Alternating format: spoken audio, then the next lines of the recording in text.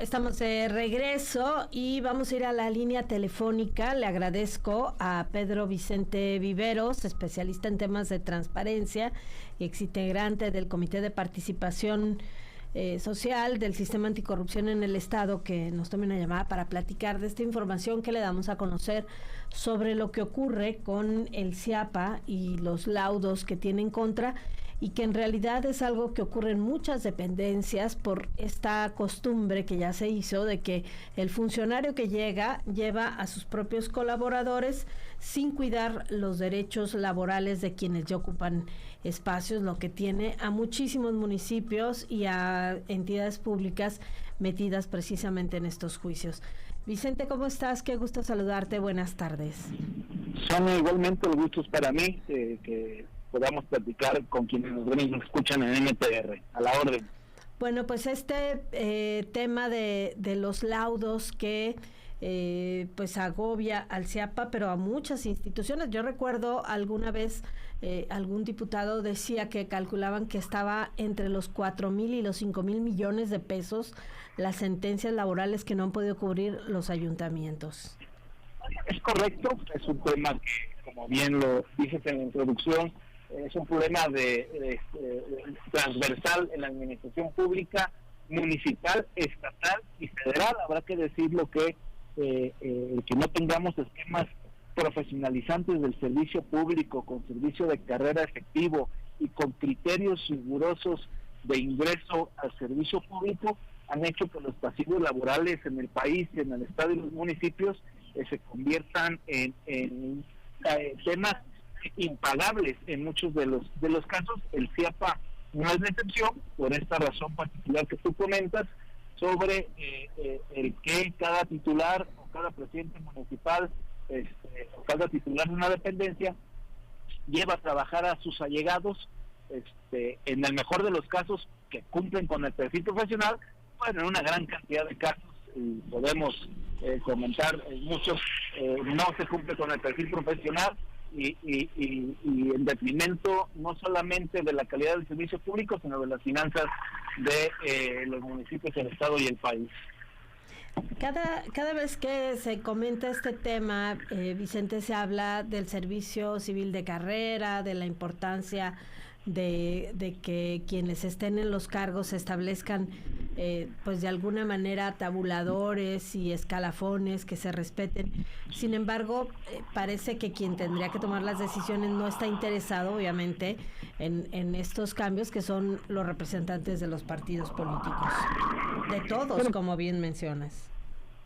Es correcto, cada trienio es nota al menos una vez cada 3 años los laudos de los municipios y cómo llegan los juicios laborales hasta el Congreso del Estado, en donde se vota, se tiene que votar sobre si se separa del cargo a un presidente o presidenta municipal, porque los laudos aumentan y no se pueden pagar. Y un sueño que parece inalcanzable en el Estado y en el país, habrá que decirlo, es el de dejar en legislación un servicio de ingreso, permanencia y promoción en el servicio público. Y con ello también quisiera aclarar algo, cuando hablamos en el sistema anticorrupción de cuotas y cuates,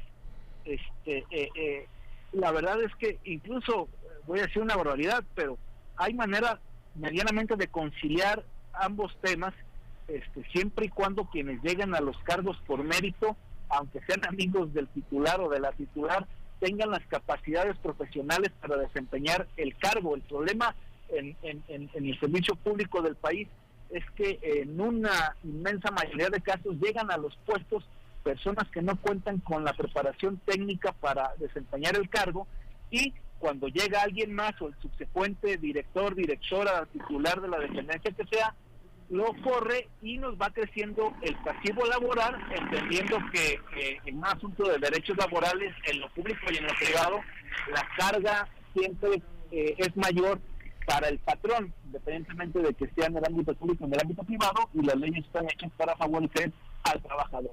Como debe de ser, esa no es culpa del trabajador, es culpa de quienes nos contratan.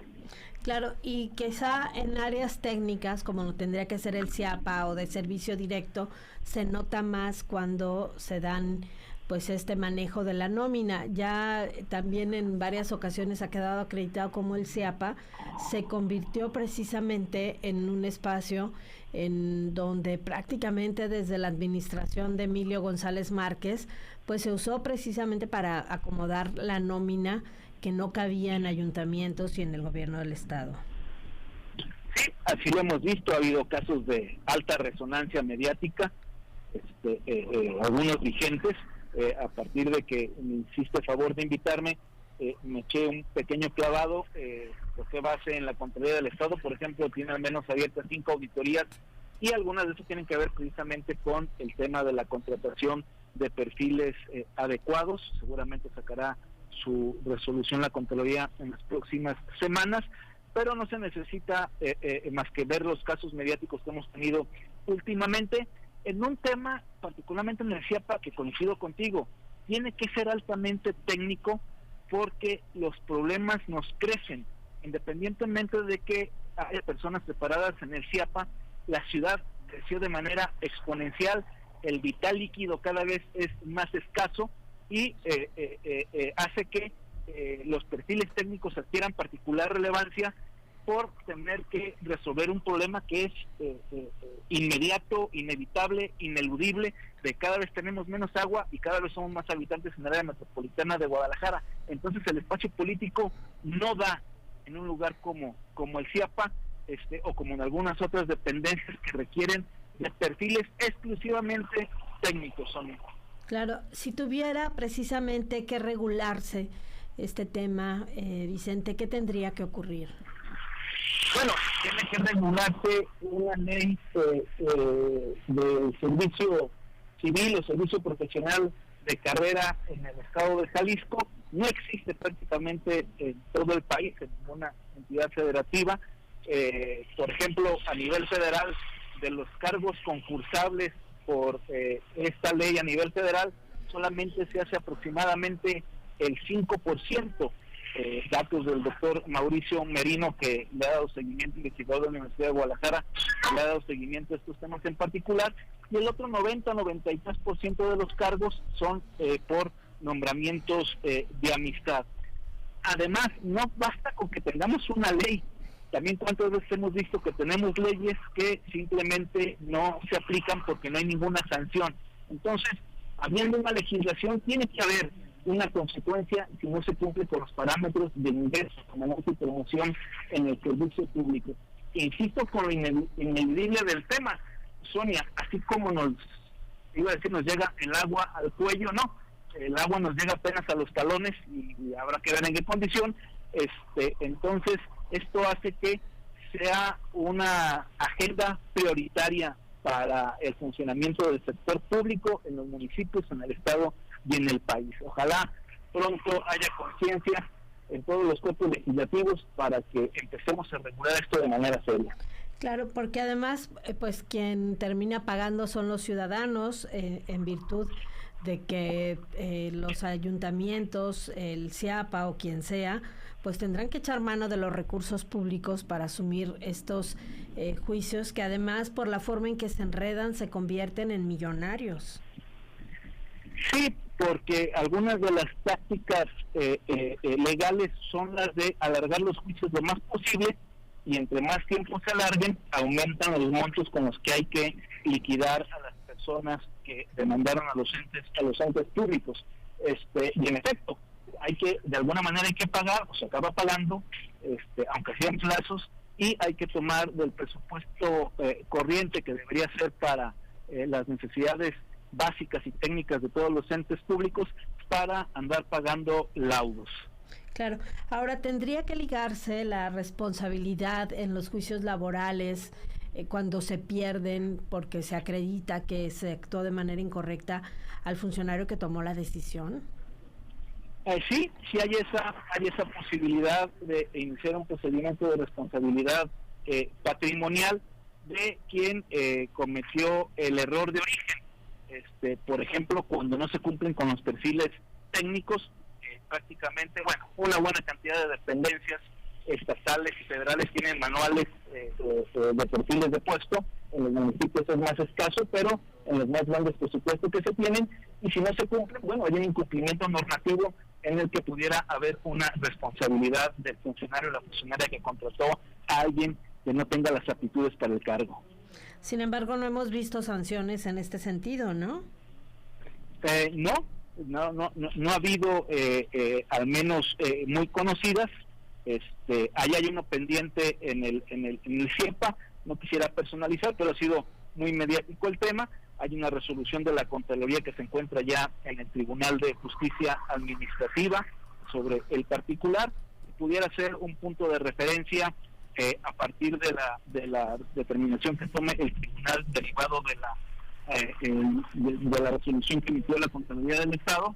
Además, también hay una denuncia en la Fiscalía Anticorrupción sobre el mismo tema en particular, y que pudiéramos a partir de entonces, que fuera un punto y aparte, para poder seguir con este tipo de esquemas de responsabilidades en una buena cantidad de casos que seguramente, es claro que existe. Claro, aunque la verdad yo soy un poco pesimista, Vicente, porque se han convertido ahora sí que como en una especie de agujero negro, tanto el Tribunal de Justicia Administrativa como la Fiscalía Anticorrupción, cuando ya los casos se remiten a estas instancias. Sí, hay que decir que los procesos son dilatados, no tienen la rapidez que nosotros quisiéramos que tuvieran, y por ello vale la pena seguir teniendo estos casos en el ojo público, en los medios de comunicación y en entes como el Comité de Participación Social o de esquemas de transparencia que permitan darle un seguimiento ciudadano a cuál es el proceso que lleva cada uno de estos juicios en las diferentes instancias, para que precisamente no se conviertan en agujeros negros y que al paso del tiempo se vayan olvidando y queden sin ninguna sanción. Por supuesto. Vicente, te agradezco mucho que nos hayas tomado esta llamada. Te mando un fuerte abrazo. Sé perfectamente que Jorge Alatorre era tu amigo. Perdemos a un aliado, ¿no?, en esta lucha por la transparencia y el sistema anticorrupción. Un hombre pues íntegro, brillante, que se echará de menos. Sin duda, Jalisco y el país pierde a uno de sus principales referentes en estas materias, y en estos tiempos saciados, por supuesto que nos hará falta la voz de Jorge Alatorre, y no queda más que desde nuestras trincheras tratar de honrar su memoria haciendo lo propio, estimada Sonia. Así es, un abrazo, buenas tardes. Gracias, abrazo, saludos a todos. Gracias a Pedro Vicente Viveros, especialista en temas de transparencia y exintegrante del Comité de Participación Social del Sistema Estatal Anticorrupción. 2:29 p.m, hacemos una pausa y